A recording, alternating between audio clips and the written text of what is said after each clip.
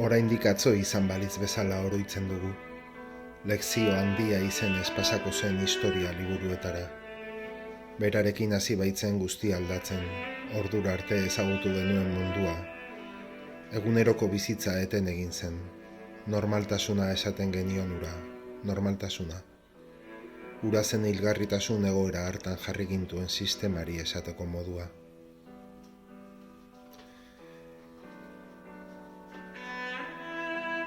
Egun gutxitan milaka eta milaka pertsona hasi ziren hiltzen mundu osoan. Nola herrialderik aberatsenetan zein pobreenetan. Asko eta asko oraindik biziri behar luken jendea, prestatuak egon bagina. Zetorren ura ezoikoa zela ohartu ginen, gurean jendea hilda erortzeko oherik ez genuela ohartzen hasi ginenean. Arna sartzeko gailua faltatzen hasi zirenean. Ez gaixotzeko babesgarriak ez genituela konturatu ginenean, beranduegi izan zen. Dena gure etxeetan sartu ginen, heriotzari izkin egiteko. Orduan hasi nintzen bertsoak idazten voluntarioki, ero gisara, egoerak kaltetuta zegoen jendearentzat. Eta bitartean heriotza mundu osoan zehar zabaldu zen. Alperri ziren sistemak eraikitako legeak eta txarrantxadun esiak eta itsasoak, alperri bidali zizkiguten ejertzitoak eta betiko poliziak. Lehenengo aldiz, planeta osoan sistema geldiarazteko gai izan zen zerbait ezagutu genuen. Begiak zabalik ikusten genituen telebistaz, potentzia ekonomiko handietan sortutako jende hilarak. Elikagaiez hornitzeko, gorputegi improvisatuak kaleetan. Sistema ez zegoen gu salbatzeko diseinatua, ez gintuen denbora zohartarazi ere egin, besterik gabe, noiz iritsiko zai geratu zen harro eta handi ustez. Hegotik iparrera eta ekialdetik mendebaldera, gizakia bazterrean utzi zuen sistema sofistikatua geldiarazi zuen gaitzark eta orain ez ginenez produktiboak, ez ginenez kontsumitzaileak, hil zaitezte kaleetan eta zaharretxetan esaten zigun. Pobreak lehenago eta azkarrago hiltzen ziren, baina aberastasunak ez zion inori bizitza bermatu. Ohartu ginen lehenengo aldiz behar bada, ataka hartan, kontua, etzela beti bezala norbera salbatzea. Norbera salbatzeko modu bakarra, denok salbatzea zela. Orduan gure begien aurrean inoiz baino argiago azaleratu zen, desastre handia esango geniona. Gutxi batzuk ia gehieno batera baino aberastasun handiagoa izatea, trampa mortal bat bihurtu zen. Munduaren gehiengoa baliabiderik gabe zegoen sistema barrutik jaten ari zen birusari aurre egiteko, eta horrek, guk sortutako desoreka horrek guztiak kondenatzen gintuen. Ezin genuen geratu. Guk mendebaldeko gizon txuriok eraikitako munduan ere ez genuen baliabiderik. Nola onartu genuen hainbeste urtetan bizitzaren eta pertsonaren gutxiespen mugagabe hura. Nola eraiki genuen legez ohituraz eta estrukturaz, sistema emakumearen esplotazioaren eta bortxaren zimenduen gainean. Eta are okerragoa zena, nola bizi izan ginen hainbeste denboran hori onartuta. Nola utzi genuen hobesten guztio joan ahal izatea baino, gutxi batzuk azkarrago joan nahi izatea. Nola hobetsi genuen gehiago edukitzea, guztiok edukitzearen gainetik. Nola iritsi ginen hemen ekoiztu genitzakeen elikagaiak hegazkinez eta barkuz ekartzera, nola hain jende gutxiren eskuetan hainbeste diru zegoen munduan, ez genuen guztiok gure bizi iraupenerako beharrezkoa zena.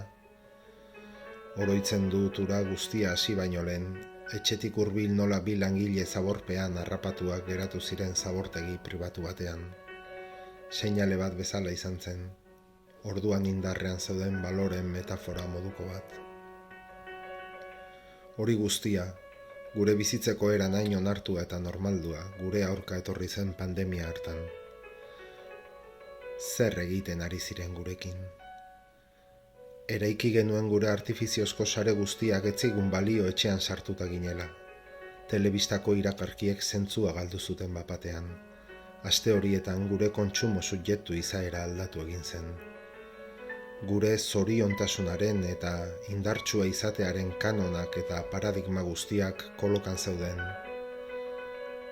Funtseskoa ez zen beti saldu izan zigutena, horrek guztiak ez zuen balio bizitzak salbatzeko.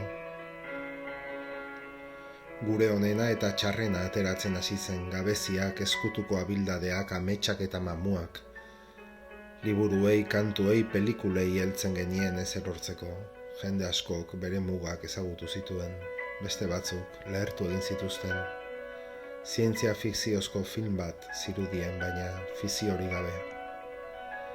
Jendeak bertsoak eskatzen jarraitzen zuen, haurdunentzat, ospitaletan ingresatua zeudenentzat, isolatuentzat, haur tristeentzat, bakardadean zeuden ama edo aitonentzat, osasungintzako langileentzat, jaioberrientzat.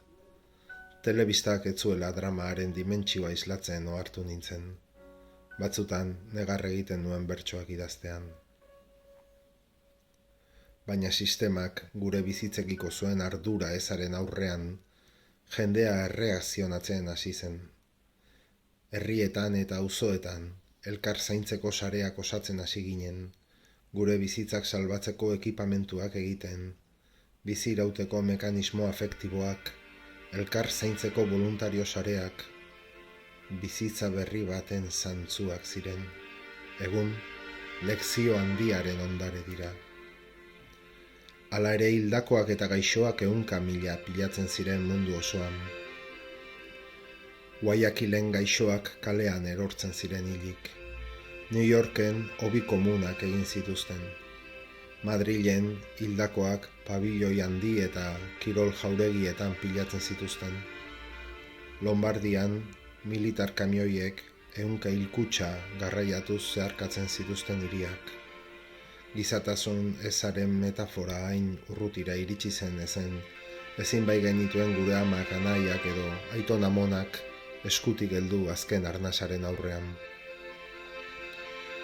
Eta argigarria izan zen ikustea gu hiltzen gindoazen neurrian, naturak nola egin zuen berpiztera.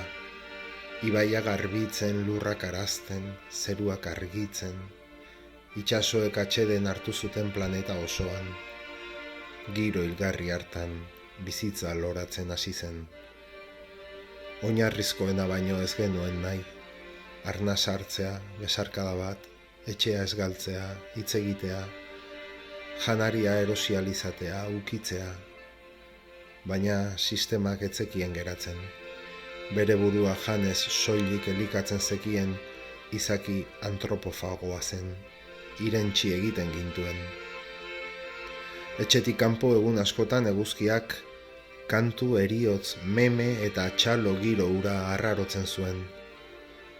Bertsoak jasotako batzuk birusak hil zituela jakiten hasi nintzen. Okerragoa izan zen gaitzaren ondorengoa ia, gaitza bera baino. Gure hondarrezko gaztelua desegiteko nahikoa izan zen lehenengo olatua. Bapatean, aberastasuntzat genituen gauza asko, kateak zirela ohartu ginen, itotzen gintuzten kateak, ezin genituen sostengatu. Sistemaren nagusiak egokitzen saiatu ziren, non nahi agerian agertzen ziren zuloak, behin-behineko tapakiz estaliz. Presaka, jendea gehiegi haserretu aurretik, izan ere, gure mundualdian inoiz ez bezalako egoeran ginen, sistema erraldoia eta ahal guztiduna kolokan zegoen. Askok aurrez abisatu zutela oroitarazi zuten, beste asko traizionatuta sentitu ziren. Kontua da, errealitate berriaren aurrean, gehiengo berri bat osatzen joan zela mundu osoan. Asaldatutako jendez osatua, kolpatuak, kontzientziatuak, denetariko jatorri eta maila sozialeko pertsonak, mundu mailako mugimendu berri bat, nahikoa da esan genuen. Ezin genuela lehen bezala segi, bukatu da. Nahikoa da esan genuen gure azken arnasarekin, nahikoa da kantu batekin, nahikoa da manifestazio jendetsuetan, Nahikoa da gobernuen aurrean, nahikoa da korporazio handien aurrean, nahikoa da azken ordainagiri eskuan, nahikoa da bankuko azken abisuarekin, nahikoa da kaleratua izatean, nahikoa da gure senideen hilkutxa aurrean, nahikoa da. Ezer galtzekorik ez zutenak, dena galdu zutenak, eta gehiago galdu nahi ez zutenak. Planeta osoa dena astinduko zuen otzikara bat sortzen joan zen. Bukatu da. Gero eta jende gehiago hartu ginen, kontua etzela sistemaren zuloak estaltzea, zulo horietan falta zen lurrarekin bizi eremu berri bat sortzea baizik. Lurrak geratzeko esan zigun guztioi eta ulertzen hasi ginen, gure ordura arteko jarduerak lurra hiltzen zuela eta gu berarekin. Dena bat dela, eta gutariko bakoitza dena garela.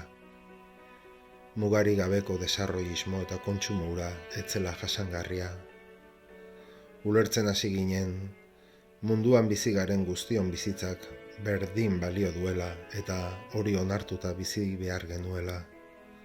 Zoriontasun, gizarte justizia eta ongizate kanon berriak behar genituela. Aurre seinale bat bezala izan zen. Udaberriaren lehen egunean elurra egin zuen. Hunkigarria izan zen ikustea nola pixkana osatuz joan zen gehiengo berria esaten zaiona. Bizitza berriaren aldeko mugimendua. Betikoan jarraitu nahi zutenen aurrean, segurtasunaren izenean jendarteare eta itogarriagoa eta kontserbadoreagoa nahi zutenen aurrean. Borroka beti erekoa inoiz amaitzen eta amaituko ez dena. Munduak ez zuen B planik eta guk ez ditugu bi bizitza. Gero eta jende gehiagok nahikoa da esan genuen eta bizitzaren aldeko iraultza hasi zen. Sistema zaharrarenak egin zuen. Gure bizitzak aldatzen hasi ginen, ardurak eskatzen. Pixkana gobernuak erortzen hasi ziren. Gure bizimoduak aldatzen hasi ginen. Etzen erreza izan, baina bildurrak, ametsek, haserreak, bizitakoak, galerak, maitasunak, beharrak eta kontzientziak batera indar handia dute. Jendea elkartu eta mundua mugi dezakete. Orain, dena da desberdin, ez gara perfektuak, bizitzarena amaitzen ez den ofizioa da, eta urte batzuk igaro diren arren ez dugu ahaztua lekzio handia. Orain, urtea dira gure alabak bizitzak erdigunean jarri zituen, lur eremu txiki hontara jaiotzen direla. Orain beraiek dira erdigune. Txertoa iritsi zen, baina zorionez jatorriari heltzea erabaki genuen. Orain, irakasgai handia eskoletan ikasten dute, historia errepika ez dadin. Urte batzu pasa dira dagoeneko. Ezinezkoa zirudien, baina aukera ikusi genuen, sinistu egin genuen, borrokatu egin genuen eta orain gure egia da. Gaur, udaberriko lehen egunean, ura guztiaz gogoratu naiz eta idaztera jarri naiz. Egun polit bat datorrela ematen du, umeak entzuten ditut kalean jolasten. Mundu aldatzen ari gara, amets bat dirudi, baina ez da. Gaur ere ibaia garbi jaisten da, eta egun haietan idatzi nituen bertso guztiak gordeak ditut oraindik, hemen bihotzean.